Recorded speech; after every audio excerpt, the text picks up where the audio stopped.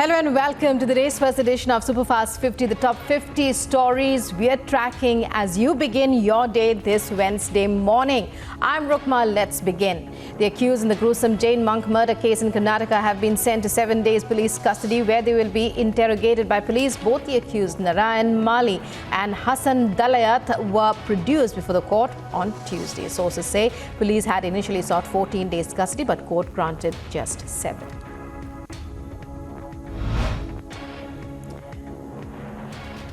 The murder of the Jain monk in Karnataka has ignited political uproar, both with the BJP accusing the ruling Congress of conducting a biased investigation, demanding a CBI probe into the case. Former Chief Minister Basavaraj Bommai raised the issue in the Assembly, expressing concern over the alleged cover-up of the murder motive and political pressure, insisting that if these allegations are not true, the Congress government should hand over the case to the CBI. Several BJP leaders, including former BJP Chief Minister Basavaraj Bommai, stated there is the possibility that the murder is not entirely due to financial reasons and there were any other reasons beyond this. They have to be investigated. Also stressing that the law and order situation has quickly deteriorated in Karnataka since the new government took over.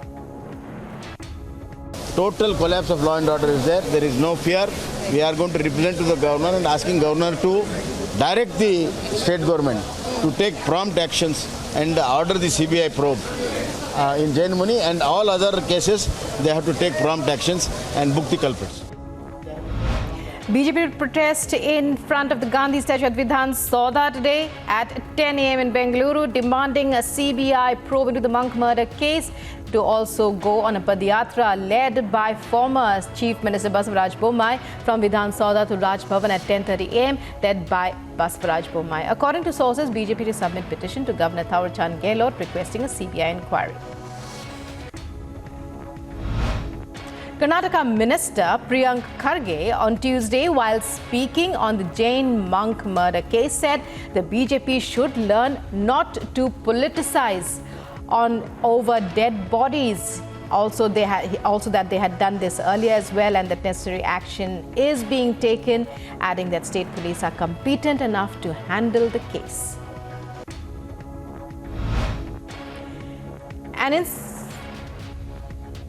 An incident took place in Bengaluru on Tuesday in which a former employee of a company killed 2 heads of the same company in broad daylight with handguns. The incident has alarmed people in the city. The murder took place in Amrithalli police station. Aeronix Internet Company Managing Director Fanindra Subramanian and Chief Executive Officer Vinu Kumar were the unfortunate victims who lost their lives in this shooting. The killer has been identified as Felix, an ex-employee of the same company. And the central government will be holding a cabinet meeting today in the national capital. The meeting is stated to commence from 11 this morning. Delhi court issued summons for July 18th to BHUSHAN Sharan Singh, the BJP MP and President of the Wrestling Federation of India, after taking cognizance of the charge sheet filed against him for alleged sexual harassment, assault and stalking of 6 women wrestlers. The charge sheet, which contains over 1,000 pages, states that Singh had on multiple occasions stalked, molested and harassed the wrestlers at will. Delhi police charge sheet has ruled against WFI chief BHUSHAN Sharan Singh, stated that one complainant had mentioned 6 places where she felt she was molested by him. Charge sheet stated that based on the investigation so far, BHUSHAN Singh was liable to be prosecuted and punished for offences of sexual harassment, molestation and stalking. Supreme Court on Tuesday said that the extension of tenure of ED Director Sanjay Kumar Mishra was illegal and he would continue to serve in the post till the 31st of July 2023. However, it rejected the plea to the extent of challenging the amendments to the Central Vigilance Commission Act and the Delhi Special Police Establishment Act.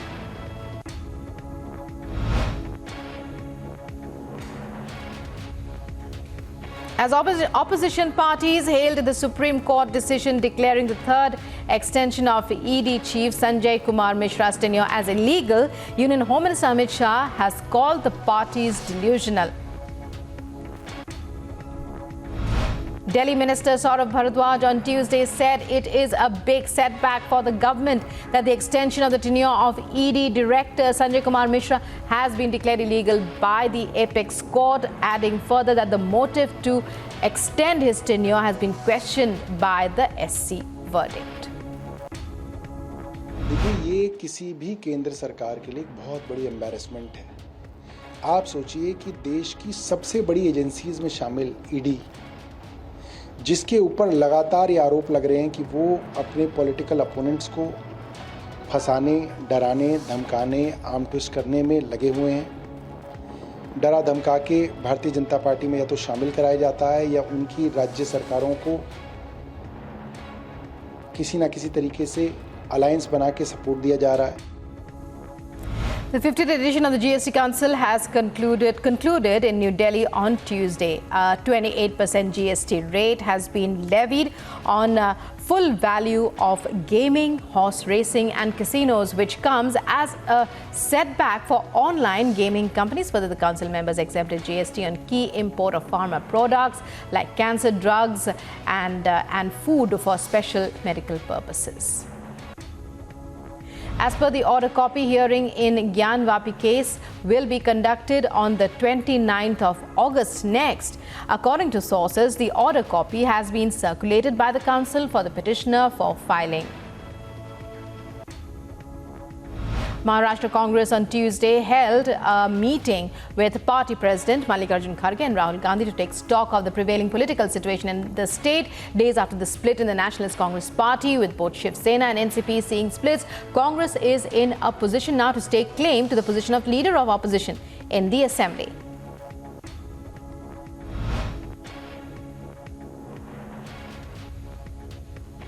Maharashtra Deputy CM Devendra Fadnavis gave it back on Kalank abuse and said Uddhav Thackeray needs a psychiatrist. The remarks come after Uddhav had called Fadnavis a blot on Nagpur. Shri Uddhav Thackeray ji, इनकी सोच पर और उनके व्यवहार पर मुझे तरस आता है। मुझे ऐसा लगता है कि उन्हें साइकियाट्रिस्ट की, मानसोपचार तज्ञ की आवश्यकता है। शायद इस परिस्थिति के कारण उनके सोच के ऊपर बहुत विपरीत इस प्रकार का परिणाम हुआ है। And amid the heavy rains in Uttarakhand, the Met Department has issued a red alert in 4 districts today. The Disaster Management Secretary Ranjit Sinha has said they are in alert mode and are continuously working to ensure the safety of the people.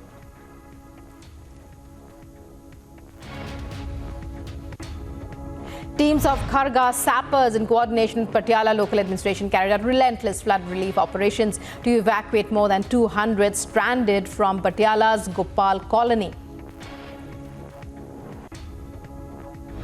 The Supreme Court says it will begin day-to-day hearings from the 2nd of August on a batch of petitions challenging abrogation of Article 370 of the Constitution that bestowed special status on erstwhile Jammu and Kashmir state. A 5-judge Constitution bench headed by Chief Justice D.Y. Chandrachud has fixed the 27th of July as a deadline for filing of written submissions and convenience compilations by different parties.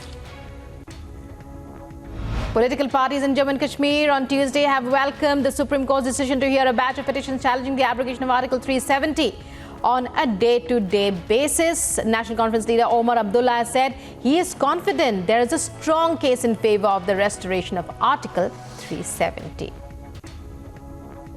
Election Commission of India on Tuesday approved Edapadi Palanisamy as General Secretary of AIADMK.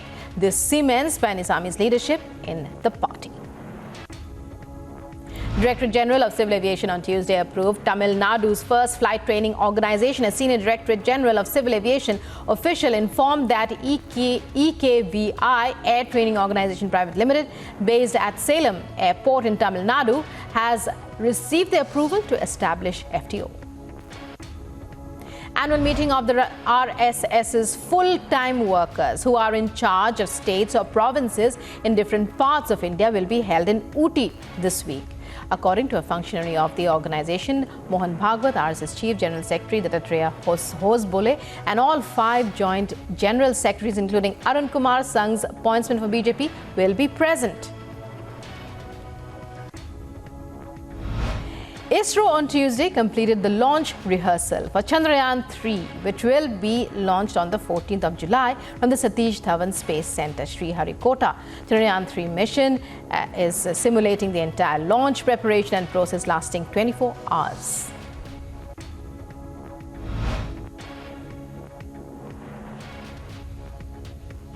National Security Advisor Ajit Doval has credited the spiritual connection of Hinduism and Islam with bringing people together and developing a social and intellectual understanding of each other. On Tuesday, he said terrorism is not linked to any religion. India believes in promoting tolerance, dialogue and cooperation to deal with the challenges of terrorism.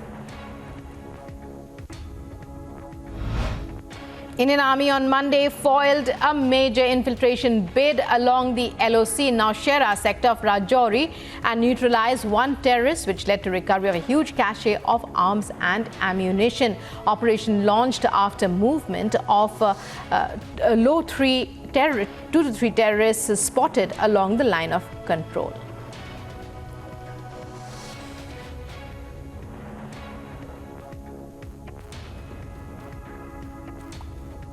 Let's move on now to other top stories that we are tracking. And Maritime Drill, the 7th edition of Japan-India Maritime Exercise 2022, also known as JIMEX 23, hosted by the Indian Navy, concluded in the Bay of Bengal, with the 2 sides bidding farewell to each other with a customary steam past.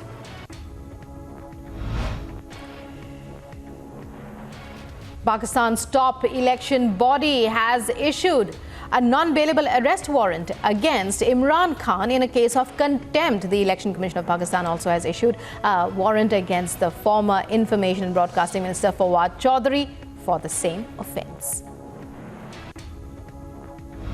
A helicopter operated by Manang Air, transporting foreign tourists from Mount Everest region in Nepal, went missing on Tuesday. Authorities lost contact with the aircraft. 6 people, including Mexican tourists and a Nepali pilot, died in a helicopter crash in Nepal's Mount Everest region.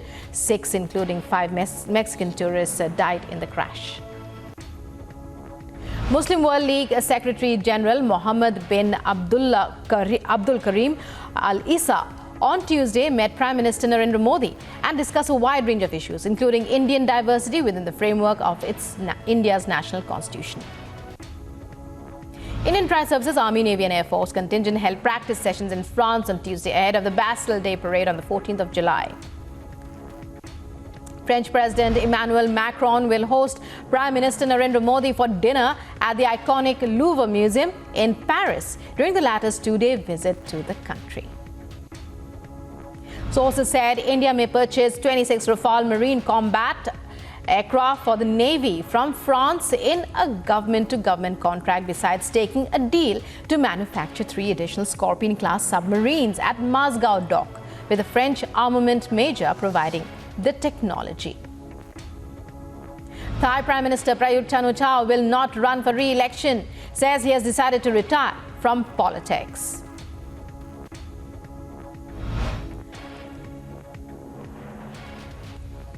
Israel is witnessing one of its most unprecedented crises as the country's citizens protest against a reform proposal to overhaul the judiciary by the Benjamin Netanyahu government. Paraguay's president-elect Santiago Peña lands in Taipei for a visit meant to reinforce relations between Taiwan and one of its few remaining diplomatic allies. And a volcano in southwestern Iceland began erupting following heightened seismic activity in the area, the country's Met authorities said, 11 months after its last eruption officially ended. Indian star batsman KL Rahul is currently on the sidelines with a thigh injury that he sustained while playing for Lucknow in this year's IPL. On Tuesday, hinted his return. After the batting collapse in the first innings, Shefali Verma's 3 wickets in the last over turned the game India's way, helping visitors clinch a thrilling 8-run victory over Bangladesh in the second T20 of the 3-match series at the Sher-e-Bangla Stadium. Indian women's captain Harmanpreet Kaur regains place in the top 10 of latest ICC Women's T20 International batting rankings following her stellar show in the opening T20 International against Bangladesh.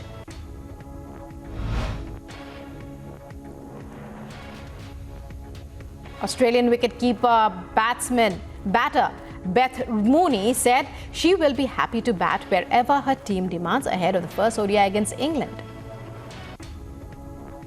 Australia all-rounder Ash Gardner named ICC Women's Player of the Month award for June 2023 following a memorable performance in the first Women's Ashes showdown. England pacer Mark Wood makes great comeback in third test of the Ashes at Headingley in Leeds, crowned player of the match for his all-round performance. South Africa to play in second Women's World Cup in Australia and New Zealand later this month. Team still searching for first win at the showpiece event. World number 1 Carlos Alcaraz reaches quarterfinals of Wimbledon for the first time after coming back from a set down to beat Matteo Berrettini. And Ons Jabeur will take on defending Wimbledon champion Elena Rybakina in a repeat of last year's final following a dominant 4th-round win over Petra Kvitova. And Aryna Sabalenka defeats number 21 Ekaterina. Second-seeded Sabalenka wins Australian Open this year. With that, it's a wrap on this edition of Superfast 50. Thanks for watching.